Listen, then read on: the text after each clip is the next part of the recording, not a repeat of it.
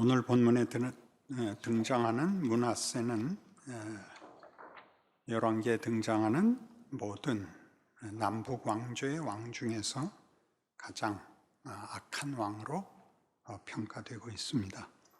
하나님께서 므낫세 때문에 이제 더 이상 참지 않고 유다도 바벨론 포로를 만들겠다 이렇게 선언을 하십니다. 왜 므낫세의 잘못을 굳이 그 이유로 삼아서 하나님께서 남왕국마저 멸망시키는가, 이게 우리의 관심사입니다.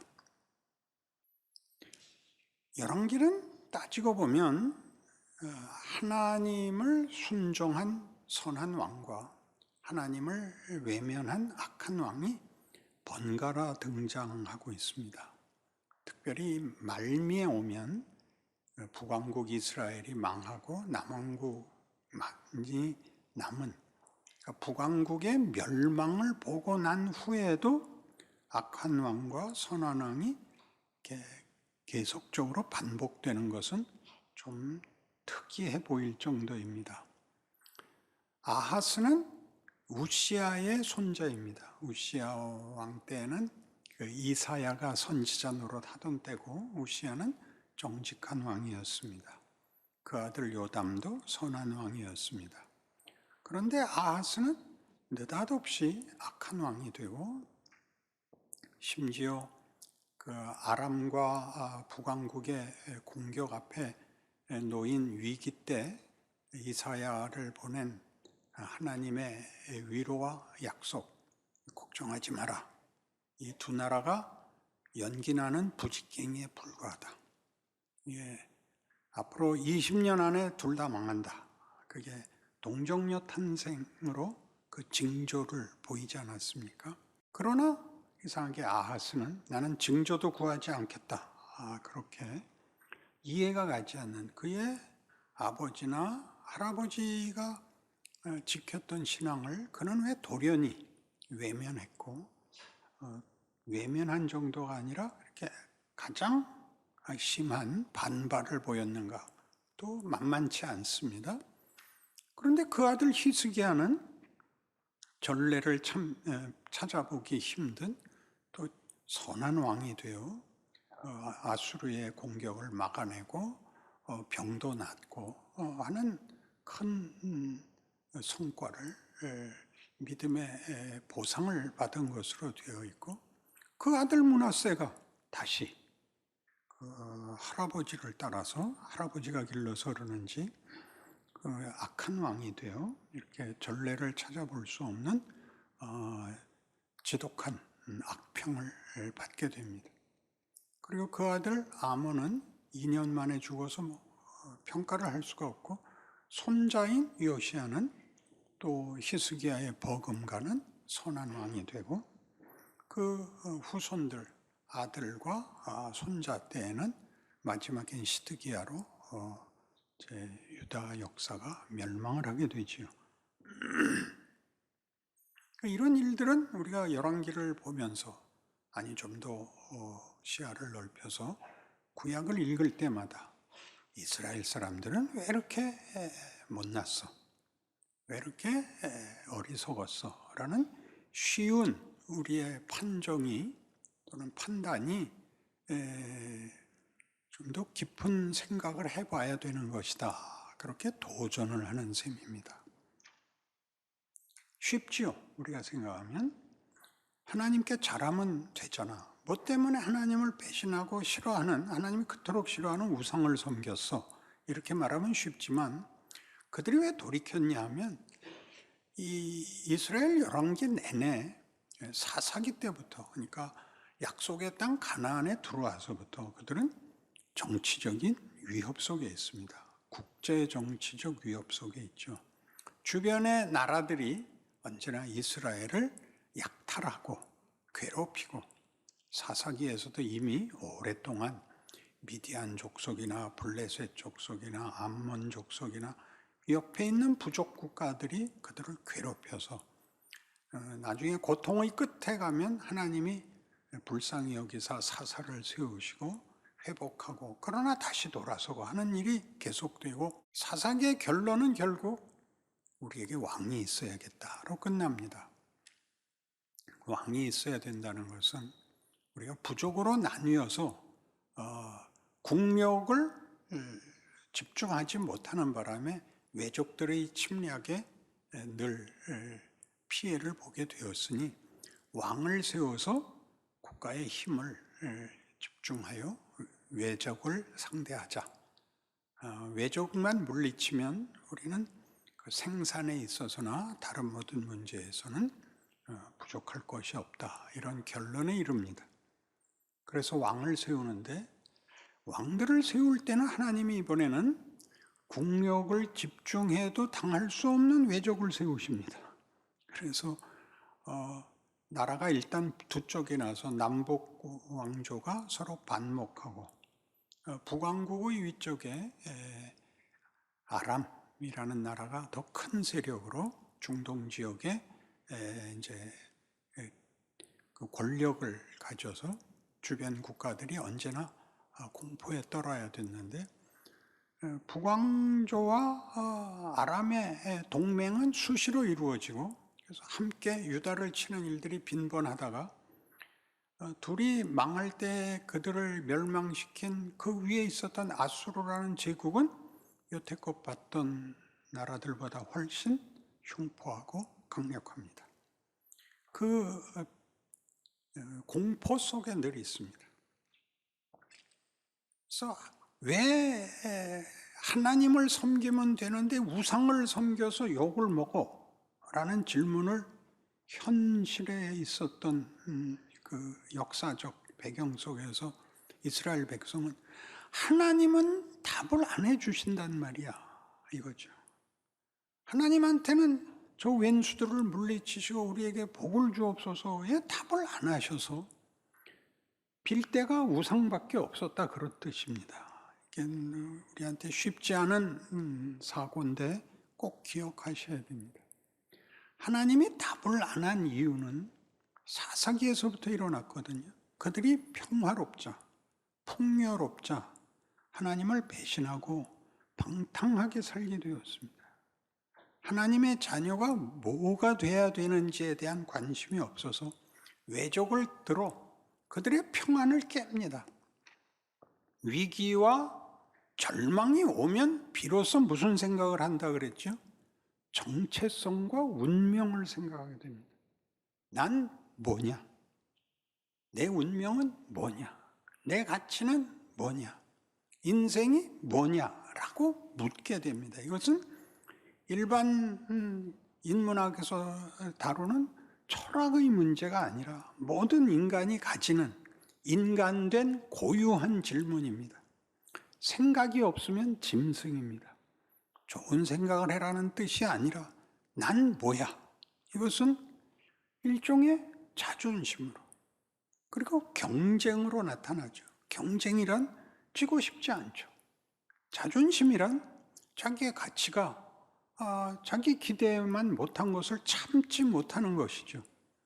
이런 것들이 구약에서 계속되는 역사적 배경, 다시 말하면 하나님이 그의 백성들을 다루시는 가장 기본적인 싸움이었습니다.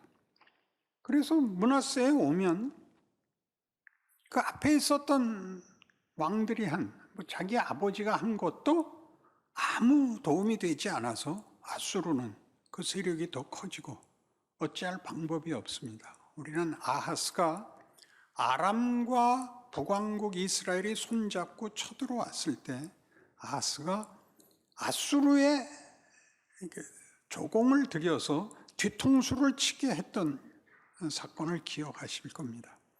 그러니까 하나님이 도와주신 것이 아니라 이렇게 그 등 뒤에 있는 더 큰 세력을 불러들여서 아람과 북왕국을 치고 그 다메섹, 그러니까 아람의 수도에 정복군으로 들어온 아수르 왕에게 친히 감사의 표를 하기 위해서 갔습니다.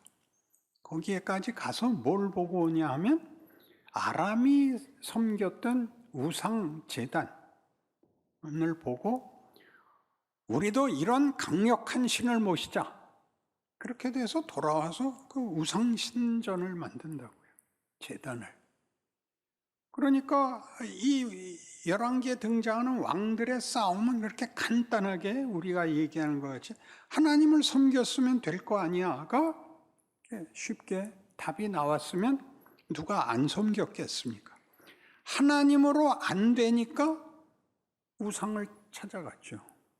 왜냐하면 하나님 여호와를 믿는 유다보다 우상을 섬기는 이웃이 센데 어떡할 겁니까? 그래서 아수르가 쳐들어왔을 때는 심지어 너희 하나님이 우리 보고 너를 치라 그런 거였다. 우리 신이 너희가 믿는 신보다 크기 때문에 우리가 이렇게 정복자가 된 것이다. 너희가 여호와를 믿고 뭐 이긴다 이런 헛소리 믿지 마라. 그렇게까지 놀리는 역사적 현상 속에 있었던 것입니다. 그러니까 생각해 보십시오. 우리 모두가 우리 신앙 현실 속에서 겪는 제일 큰 문제가 뭐냐면 체념이죠. 무슨 체념? 예수를 안 믿을 수도 없고 믿어봤자 쓸데가 없고 도움이 되는 건 없고 안 믿으면 캥기고 그게 우리 모두의 그 신앙에 늘 닥치는 시험입니다. 이겨야 된다는 알지만 어떻게 뭐 이길 방법이 없죠. 처음에는 주의를 섬기지 않으면 뭐 길 가다 교통사고 당하는 줄 알았는데 보니까 아니더라. 그래서 이제 살살 풀려나죠. 그렇다고 뭐 다른 신을 섬기는 건 아니지만 편하게. 그러니까 하나님이 사사기에서 보듯이 볶으신다고요. 볶으면 다시 돌아오죠. 난 뭐냐, 어떻게 해야 되냐 해서는 결국 우리의 운명은 하나님께 있어야 된다로 돌아오지만 돌아와봤자 현실은 그런 운명, 말하자면 영생, 복락으로 안 가니까 우리 모두 큰 반발이 이렇게 감춰져 있습니다. 제일 흔한 반발은 뭐냐면 신앙의 초짜들이 열심을 내는 걸 비난하는 겁니다. 그래봤자 헛수고야 내지는 몇 년 안 가 이렇게 되죠. 여기를 구약이 들추고 있다는 것을 구약을 읽으면서 아무도 모르고 거 봐 이렇게만 나오고 있는 셈입니다. 그래서 왕의 분노는 굉장해서 이 므낫세가 여기 나오는 것은 그가 얼마나 극심한 우상 숭배자고 하나님을 배신했느냐 이런 얘기가 아니라 그의 우상 숭배가 묘하게 하나님에 대한 반발로 그 적개심으로 가득 차 있습니다. 그러니까 모든 우상을 불러서 하나님 섬기던 자리에 그 우상을 놓는 겁니다. 그러니까 하나님께 반발하고 있는 거죠. 그러니까 그가 단순히 우상을 섬기고 하나님을 외면했다의 선택이 아니라 하나님은 왜 그러세요? 왜 안 돌아보세요? 이게 뭐예요?를 지금 성전에다가 아세라 제단을 세우고 모든 이방신 1월 성신을 섬기고 바알을 섬기고 하는 모든 것으로 분통을 터뜨리고 있다. 그런 장면입니다. 그럼 우리가 여기를 건너가야죠. 우리의 신앙이 이런 단순한 기준밖에 제시되어 있지 않으니까 지금은 많이 사라졌지만 뭐 한 50년 전만 해도 한국 교회를 지탱했던 신앙의 윤리는 성수주일이었습니다. 그리고 11조였습니다. 그러니까 그거 안 하면 그날로 죽는 줄 알았고 그걸 하면 그 다음에 만사형통해야 되는 줄 알았는데 해보니까 만사형통하지 않더라 하는 것입니다. 그니 내는 것만큼 손해죠. 내서 받는 보상이 없는데 누가 그 정성을 바치겠습니까? 그게 지금 우리가 겪고 있는 한국 교회사의 현실입니다. 그러니까 이런 반발들이 성경에는 왜 있으며 하나님은 이 일 속에서 무엇을 가르치려고 하는가 하는 문제죠. 그러니까 우리의 신앙도 대부분은 다 이런 이방신을 섬긴다는 건 다른 거 아니에요. 내가 원하는 걸 보상해 주는 신을 만드는 거죠. 그리고 그 보상을 받기 위해서는 어떤 조건을 제시하죠. 자기가 어떤 보상을 받을 만한 조건을 내놓음으로써 그 신이 내가 원하는 것을 해준다라고 믿는 것이고, 하나님은 그렇게 안 하시죠. 우리 히스기야도 그렇고 나중에 요시야에서도 보겠지만 가장 철저하게 제사와 율법을 지키지만 그들의 신앙의 궁극적 모습은 성경이 모범으로 치지 않습니다. 우리 히스기야가 말년에 그 보물 창고를 바벨론 사자들에게 다 보여주고 내가 하나님께 정성을 다 바쳤으므로 하나님이 이런 모든 국력을 준 것이다. 그러니 우리나라를 얕보지 말고 파트너로 삼으라 하는 자리에 오는 것을 봅니다. 보상을 받았다고 생각하죠. 그러나 그 아들은 이렇게 되는 겁니다. 이 아들은 므낫세는 12살에 왕위에 오르는데 히스기야가 병들어 죽게 됐다 기도해서 15년을 더 살게 되어서 낳게 된 아들입니다. 그렇죠? 15년을 더 살았는데 얘가 12살이니까 낳고 3년쯤 뒤에 이 아이를 낳는데 이 아이가 도대체 어떻게 컸기에 무엇을 받기에 아버지에게 모든 말하자면 최고의 보살핌을 받았을 텐데 뒤집어졌느냐 하는 문제는 지금 우리 구약 역사에서 보는 것 같이 당시 중동의 국제 정세와 밀접한 관계가 있는 것입니다. 그 현실 속에서 므낫세는 반발하는 거죠.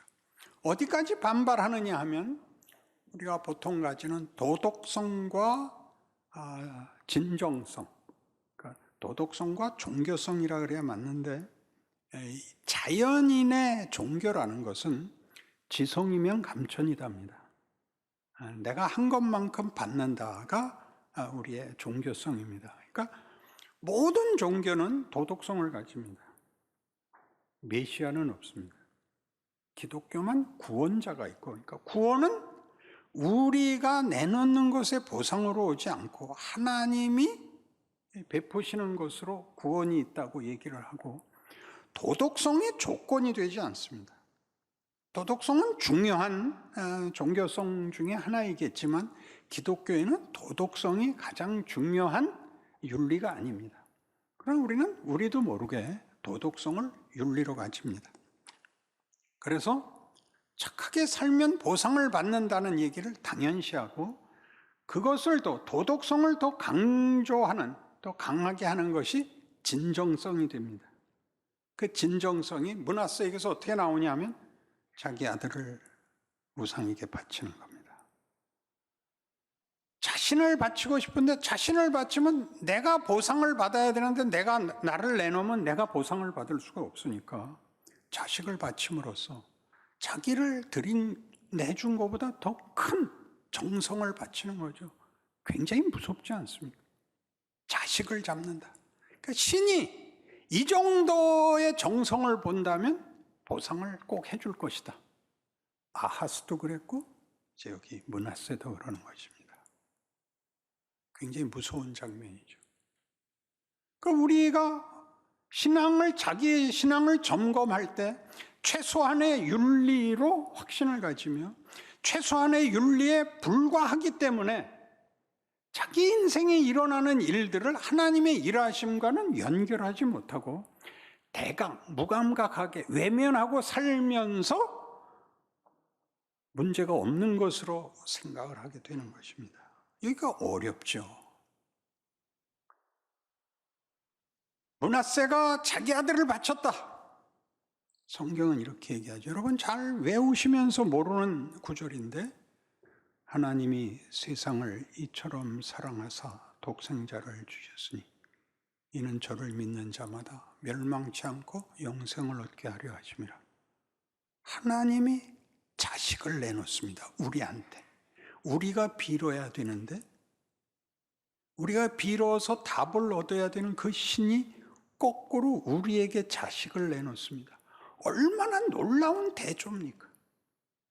우리가 신을 달래서 정성을 바쳐서 보상을 받는 게 아니라 하나님이 우리에게 아들을 줌으로써 제발 너희는 시시껄렁해지지 마라. 너희는 못난 인생을 살지도 말고 악하게도 물론 살지 말아야 되지만 대강 살고 그치는 아무것도 아닌 한 번 왔다 가는 인생 정도로 끝낼 수 없다. 너희는 내 피조물이다. 내가 사랑하는 자식이다. 내 이름을 걸고 너희를 나의 후계자로 부른다. 그러니 제발 나를 따라와다오. 그렇게 얘기하는 것이 기독교입니다. 기독교가 어마어마하다는 걸 도저히 알지를 못합니다. 5,000명이 먹었어. 이런 얘기가 아닙니다. 장님이 눈을 떴어. 이렇게 간단한 얘기가 아니고 하나님이 우리에게 자식을 내놓고 그를 십자가에 매달므로써 우리에게 하나님이 부탁을 하는 겁니다. 너희는 내 자식이다. 너희는 내가 나의 영광에 불러낸 나의 창조와 나의 사랑과 나의 열심의 대상들이다. 너희 쉽게 개강 만족하지 마라. 타협하지 마라. 포기하지 마라. 그렇게 얘기하는 것이 기독교다 말입니다. 구약 내내 설명을 하는 거예요. 너희는 그냥 너희 살아생전에 고생 안 하고 그렇게 죽어버리면 그만이라고 생각을 한다고 넌 날 뭘로 아느냐? 히브리서에서는 그렇게 얘기하죠. 한 번 비침을 받고 천국을 맛보고 타락한 자들은 다시 회개시킬 수 없다. 그건 공갈을 심판을 얘기하는 게 아닙니다. 그게 왜 잘못이냐? 그는 예수를 십자가에 다시 못 박아 심히 그를 모욕하는 것이답니다. 그 아들이 십자가를 졌다는 것이 하나님이 우리를 향하여 어떤 뜻과 어디까지 얼마나 큰 것으로 목적하고 그리 데려가기 위해서 지금 인생에 하나님이 개입하고 계시는가를 전혀 모르는 행위다. 쉽게 살고 윤리도덕으로 이 정도로 이것이 기독교야라고 자기를 속이지 마라. 그렇게 나오는 대목입니다. 에베소서 1장 찾으셔서 3절부터 14절까지 우리 하나님의 이 놀라운 부르심과 일하심과 목적에 대하여 성경의 진술을 음미하면서 같이 읽읍시다. 찬송하리로다. 하나님 곧 우리 주 예수 그리스도의 아버지께서 그리스도 안에서 하늘에 속한 모든 신령한 복을 우리에게 주시되 곧 창세전에 그리스도 안에서 우리를 택하사 우리로 사랑 안에서 그 앞에 거룩하고 흠이 없게 하시려고 그 기쁘신 뜻대로 우리를 예정하사 예수 그리스도로 말미암아 자기 아들들이 되게 하셨으니 이는 그가 사랑하시는 자 안에서 우리에게 거저 주시는 바 그의 은혜의 영광을 찬송하게 하려는 것이라. 우리는 그리스도 안에서 그의 은혜의 풍성함을 따라 그의 피로 말미암아 속량 곧 죄사함을 받았느니라. 이는 그가 모든 지혜와 총명을 우리에게 넘치게 하사 그 뜻의 비밀을 우리에게 알리신 것이요 그의 기뻐하심을 따라 그리스도 안에서 때가 찬 경륜을 위하여 예정하신 것이니 하늘에 있는 것이나 땅에 있는 것이 다 그리스도 안에서 통일되게 하려 하심이라. 모든 일을 그의 뜻의 결정대로 일하시는 이의 계획을 따라 우리가 예정을 입어 그 안에서 기업이 되었으니 이는 우리가 그리스도 안에서 전부터 바라던 그의 영광의 찬송이 되게 하려 하심이라. 그 안에서 너희도 진리의 말씀 곧 너희의 구원의 복음을 듣고 그 안에서 또한 믿어 약속의 성령으로 인치심을 받았으니 이는 우리 기업의 보증이 되사 그 얻으신 것을 속량하시고 그의 영광을 찬송하게 하려 하심이라. 여기에 등장하는 단어들은 도덕과 윤리로는 올 수 없는 자리입니다. 도덕과 윤리는 최선이 잘못하지 않는 것입니다. 기독교만 생명을 얘기하고 명예를 얘기하고 기쁨을 얘기하고 영광을 약속하고 그리고 승리를 선물로 우리에게 약속하고 있습니다.